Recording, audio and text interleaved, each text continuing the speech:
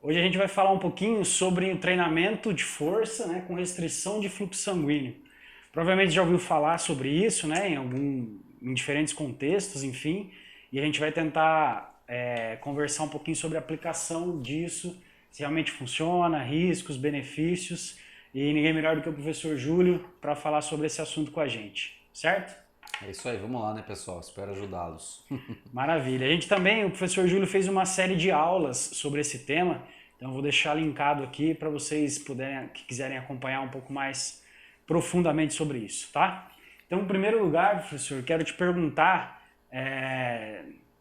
em um contexto histórico, assim, como é que surgiu basicamente essa questão de restringir o fluxo sanguíneo para treinamento, para melhorar a performance ou força, hipertrofia, enfim. De onde veio isso? Legal. Renan, esse método surgiu assim, meio que por acaso, né?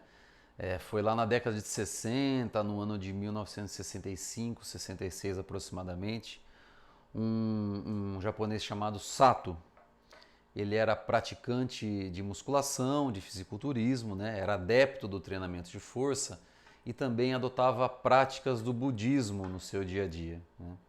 E em um determinado dia ele estava realizando uma posição de culto, né, budista, em que ele sentava sobre, né, as suas duas pernas cruzadas.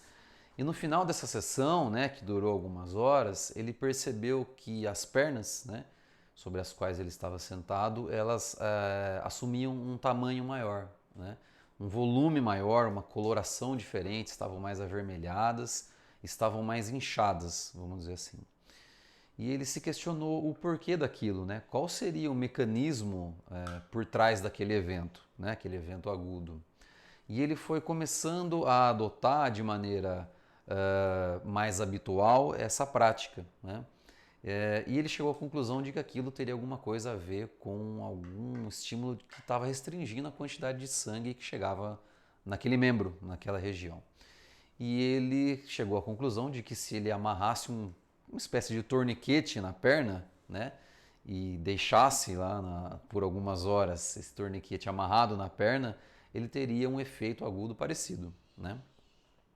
E como eu falei para vocês, ele era praticante de musculação, então, para quem pratica musculação sabe que em alguns minutos, algumas horas subsequentes, ocorre o inchaço daquela musculatura que você treinou, né? O chamado inchaço, o chamado pump, chamado muscle swelling, designe como quiser. Então ele imaginou, se eu associar o treinamento de força, que me causa um inchaço celular, mais essa prática de restringir o fluxo de sangue com um torniquete, né? Se eu associar essas duas práticas, será que não potencializo essa resposta aguda? E o método Katsu Training, ou método de restrição de fluxo sanguíneo, surgiu basicamente desse experimento, né? Então esse cidadão japonês que eu citei para vocês, né, o Sato, ele começou a experimentar nele mesmo diferentes intensidades, diferentes durações de restrição de fluxo sanguíneo. Até que foi despertando o interesse de outras pessoas lá no Japão, ele foi divulgando isso em clínicas, em academias. Isso foi sendo também estudado em universidades e sendo difundido ao longo das décadas para outras regiões do mundo, né, para o continente europeu e também para os Estados Unidos.